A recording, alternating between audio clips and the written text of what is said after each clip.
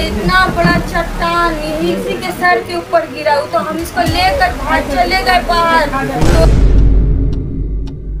तो बोल रहे लोग, सब बोल रहे फ्लैट बंद था। तो जब बंद था तो सिलेंडर फटा कैसे? सिलेंडर फटेगा, सिलेंडर फटेगा तो आग लगेगा। हाँ। बात दूसरा है, छुपाया जा रहा है। आज जान चला जाता मेरा बच्चा का, कोई ला कर देता, नहीं देता लाकर जान। तो देखा आपने कैसे कुछ ही मिनटों में एक गरीब परिवार का पूरा घर बिखर गया। मिट्टी का नहीं था वो घर, पर हालात ऐसे बने कि दीवारें तक उड़ गईं। जी हाँ दोस्तों, ये दर्दनाक हादसा हुआ है टीटागढ़ के वार्ड नंबर 4 में। एक 4 मंजिला इमारत में जोरदार धमाका हुआ। धमाका इतना भयंकर था कि पास के एक मकान की छत पूरी तरह से तबाह हो गई। खुशकिस्मती से उस परिवार के सभी लोग बाल बाल बच गए। लेकिन सवाल ये उठता है, आखिर ये धमाका हुआ क्यों? जैसे ही हमने तहकीकात शुरू की, एक चौंकाने वाली बात सामने आई। ये वही फ्लैट है जिस पर धमाका हुआ, जो फ्लैट नंबर 4 के तृणमूल कांग्रेस के पार्षद अरमान मंडल का बताया जा रहा है, और वो भी अवैध कब्जे वाला फ्लैट। बताया जा रहा है कि फ्लैट की दीवार सिर्फ 10 इंच मोटी थी और धमाके में वो दीवार मानो कागज की तरह उड़ गई। अब सवाल उठता है, क्या वहां सिर्फ एक ही बम फटा था या कुछ और भी छुपा है इस पूरी कहानी में? पुलिस ने इस मामले का संज्ञान लिया और पार्षद अरमान मंडल उर्फ ई मोहम्मद रियाजुद्दीन ना अरशद खान और मोहम्मद शाहरुख को हिरासत में ले लिया गया। आपको जानकर हैरानी होगी कि यही अरमान मंडल, जिन्हें लोग स्थानीय विधायक राज चक्रवर्ती के करीबी मानते हैं, उन पर पहले से E32 से ज्यादा मामले दर्ज हैं। अब आरोप है कि उन्होंने अवैध कब्जा कर उस फ्लैट से संदिग्ध गतिविधियां चलाई। इस घटना के बाद स्थानीय विधायक राज चक्रवर्ती और सांसद पार्थ भौमिक ने प्रेस कॉन्फ्रेंस कर कहा, जो भी दोषी होगा उसे बख्शा नहीं जाएगा। वहीं बीजेपी नेता अर्जुन सिंह ने इस मामले में NIA जांच की मांग की है। अब आखिर में सवाल आप सबके मन में भी ये होगा, जब जनता के लिए चुने गए प्रतिनिधि ही अगर जनता के दुश्मन बन जाए तो फिर आम आदमी कहां जाएगा? सोचिए और अपनी आवाज उठाइए।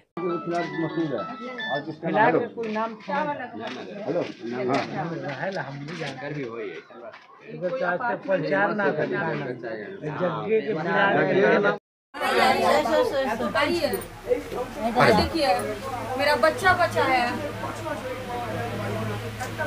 बच्चा बच गया, वही शुए चिल्ले इतना बड़ा चट्टान इसी के सर के ऊपर गिरा, तो हम इसको लेकर भाग चले गए बाहर। तो भी थोड़ा सा मोबाइल पे लगा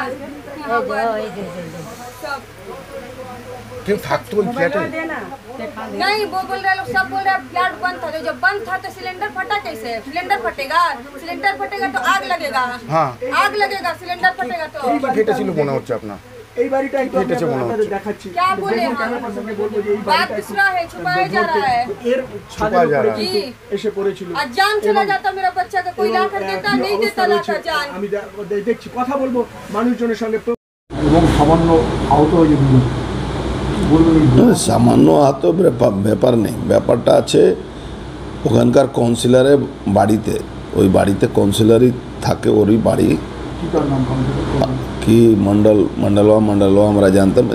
ক্রিমিনাল একটা, আপনি জানেন তৃণমূল কংগ্রেসের টিটাগড় কেন সারা বাংলায় কাউন্সিলর, পঞ্চায়েত মেম্বার, পঞ্চায়েত প্রধান এসব ক্রিমিনালরাই হয়।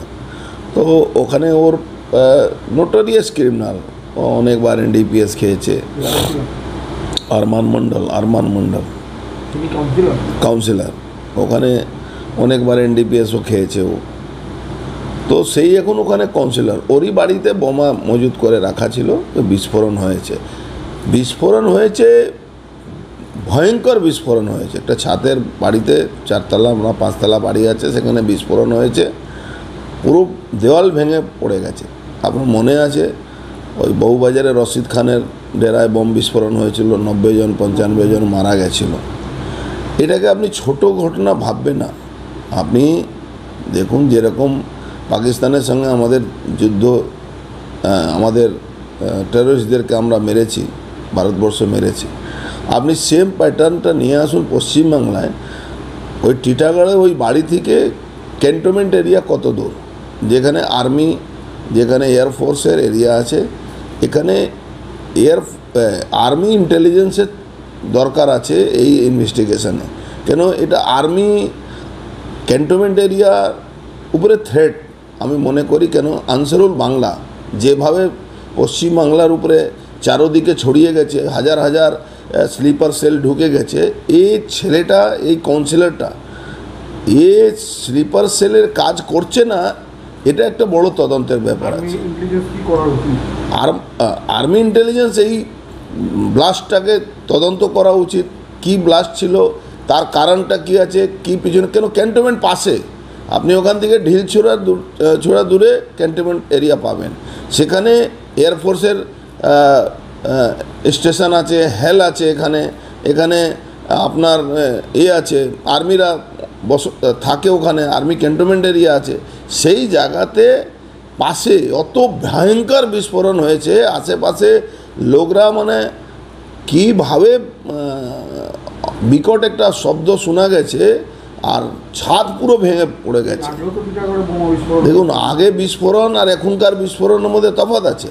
এই ছাদের উপরে জীবনে আমরা শুনিনি কি ছাদের উপরে, চারতলা ছাদের উপরে বিস্ফোরণ হয়েছে, আমরা জীবনে শুনিনি। আমরা তো এলাকার বহুদিন ধরে বসবাস করি, কিন্তু এই টিটাগড়ে যে কাউন্সিলরগুলো আছে তারা যেভাবে মানে পাশে ক্যান্টনমেন্ট এরিয়া থাকার জন্যে আমি মনে করছি কি এটা আর্মি ইন্টেলিজেন্স ইনভলভ হওয়া দরকার আছে, এখানে এয়ারফোর্সের ইন্টেলিজেন্স ইনভলভ হওয়া দরকার আছে, এখানে এনআইএ ইনভলভ হওয়া দরকার আছে। কেন এই অপরাধীটা, এই ক্রিমিনালটা, এর অনেক রকম যোগাযোগ বাংলাদেশের সঙ্গে আছে। কাউন্সিলর যে আরমান মণ্ডল আছে, এর আনসারুল বাংলার স্লিপার সেল নেই, এর একটা তদন্ত হওয়া দরকার, সন্দেহের তালিকাতে রাখা উচিত। আনসারুল বাংলার স্লিপার সেল তো চারদিকে ছড়িয়ে পড়েছে, আর তাদের মেন টার্গেট কি হবে? তাদের মেন টার্গেট হবে army area, army base, air force base. তো এই পাশেই এই ধরনের বিকট বিস্ফোরণ হচ্ছে, সেখান থেকে থানা মাত্র ঢিলছোড়া দূরে, সেখানে কোনো তাদের উপরে নজরদারি নেই। কেন আপনি জানেন এখানকার যে চেয়ারম্যান, এখানকার যে এমপি আছে, এখানকার এমপি ওই গুন্ডারাজ শেষ করার দায়িত্ব নিয়েছিল। পুলিশ এখানকার গুন্ডারাজ শেষ করার দায়িত্ব নিয়ে আজকে পুলিশেরকে সামনে রেখে এখানে গুন্ডারা বাড়াবাড়ান্তি করছে। বাট এটা গুন্ডা শুধু এলিমেন্টটাকে দেখা, ওই অ্যাঙ্গেল শুধু দেখা দরকার নেই, এটাকে আমাদের এয়ারবেস, আমাদের আর্মি বেস, আমাদের এখানে সব থেকে বড় জিনিস, এখানে হেলের কারখানা আছে, সেই জায়গাতে এত বড় বিস্ফোরণ থানার পাশে, যেভাবে বাংলাদেশের আনসারুল বাংলার স্লিপার সেল পুরো আইএসআই মদতে পুরো ঢুকে পড়েছে পশ্চিমবাংলা, সেটা একটা বড় তদন্ত হওয়া দরকার। সিআইডি ভিআইডিও তো এদের কি আছে, এরা সব মমতা ব্যানার্জি পোপেট আছে। এরা বম্বে স্কোয়াড এসে কি করবে আর না বম্বে স্কোয়াড এসে কি করবে। আপনি দেখেছিলেন যখন আমাদের প্রিয়াঙ্কু পান্ডের উপরে অ্যাটাক হয়েছিল, সিআইডি বম্বে স্কোয়াড এসে কিছু বের করেছিল? এনআইএ যখন এলো, সিআইডি ইনকোয়ারি করার পরে, এনআইএ আসার পরে কতগুলো ফায়ার গুলি ওখান থেকে বের করেছিল। তো এদের পশ্চিমবাংলা সিআইডি মমতা ব্যানার্জি পোপেট আছে এরা। না, এই টার্মের প্রথম সভাপতি আমি, এর আগেও জেলার সভাপতি ছিলাম। তারপরে মন্ত্রী হওয়ার পরে তাপস রায় আমার জায়গায় স্থলাভিষিক্ত। এই জেলায় দীর্ঘদিন কাজ করার অভিজ্ঞতা আছে। আর আমাদের এই জেলার সুবিধা হচ্ছে, আমাদের এই জেলায় যারা বিধায়ক আছেন, মন্ত্রী আছেন, তারা অনেক বেশি রাজনৈতিক ব্যক্তিত্ব। স্বাভাবিকভাবে এখানে কাজ করার সুবিধা অনেক বেশি, অসুবিধা অনেক কম। ফার্স্ট প্রায়োরিটি গতবারে 13টা আসন ধরে রাখা আর ভাটপাড়া আসন জেতা। 13টা আসন ধরে রাখা এবং ভাটপাড়া পুনরুদ্ধার করা। বিধানসভা কি এবার জয় নিশ্চিত মনে করছেন? আমি একবারও কখনো নিশ্চিত কথাটা ব্যবহার করিনি, কারণ নিশ্চিত করে মানুষ। আমরা নির্ভরশীল মানুষের উপর। আমরা ভাটপাড়ার মানুষের কাছে আবেদন করছি যে একবার অন্তত ভাটপাড়া মমতা ব্যানার্জির উন্নয়নের পরখ করার জন্য মমতা ব্যানার্জির দলের কাউকে নির্বাচিত করা হচ্ছে।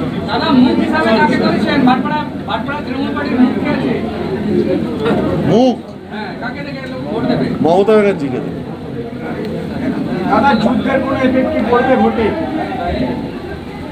যুদ্ধের যারা জওয়ান তাদের শ্রদ্ধা জানাতে তো মমতা ব্যানার্জি প্রথম রাস্তায় নামতে বলেছে, আমরা নেমেওছি। এবং আমরা 17-18 তারিখ সারা বাংলা জুড়ে বীর জওয়ানদের শহীদদের শ্রদ্ধা জ্ঞাপন করেছি।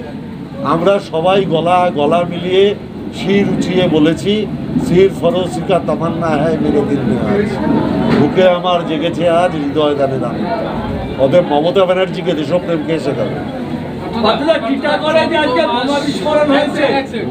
14 মাস সভাপতিহীন থাকার পরে এই যে নতুন করে আবার আপনাকে সভাপতি করা হলো, এই যে অন্যান্য সংগঠনের জেলা অফিস কার্য তো তালাবন্ধ থাকতো, সেখানে নতুন করে আপনারা আবার মানুষ এলে অভিযোগ জানাতে এলে আপনাকে কি এখানে মানুষ অভিযোগ জানাতে পারবেন? 100 বার আমাদের 7 দিনই অফিস খোলা থাকে এবং এক একটা সংগঠন এক এক দিনের দায়িত্ব নিয়েছে, যেমন আগে ছিল তেমন। হ্যাঁ একদম, আপনি আসলেই পার্টি অফিস সবসময় খোলা পাবেন।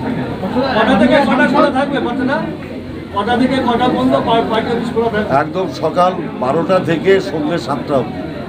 টিটাগড়ে আজকে একটা বিস্ফোরণ হয়েছে, সেই ঘটনা এখনো পর্যন্ত কাউন্সিলরকে জিজ্ঞাসাবাদ করছে পুলিশ। আরমান মণ্ডল যে অপরাধ করবে সে যেই হোক, পুলিশ প্রশাসনিক ব্যবস্থা নেবে, নিশ্চিত থাকতে পারবে। মমতা ব্যানার্জির আমলে কোনো ক্রাইমকে আমরা সমর্থন করছি না, করব না। প্রাক্তন সাংসদ এনআইএ চেয়েছে, কি বলবেন? যে যা ইচ্ছা চাক, তার সব কথার উত্তর দিতে হবে, এর তো কোনো যৌক্তিকতা নেই। কারণ আমার মনে হয় গরম পড়লে তাদের মাথায় একটা উদ্ভট রোগ দেখা দেয়। আমি এটুকু জানি, পুলিশ প্রশাসন যথোপযুক্ত ব্যবস্থা নেবে। প্রাক্তন সাংসদ স্ত্রী তো না? না, হ্যাঁ হ্যাঁ, না ওই যে কি কার নাম বললো একটা, কি কে বলেছে এনআইএ নাকি, উন্মাদ ছাড়া এইসব কথা কে বলে?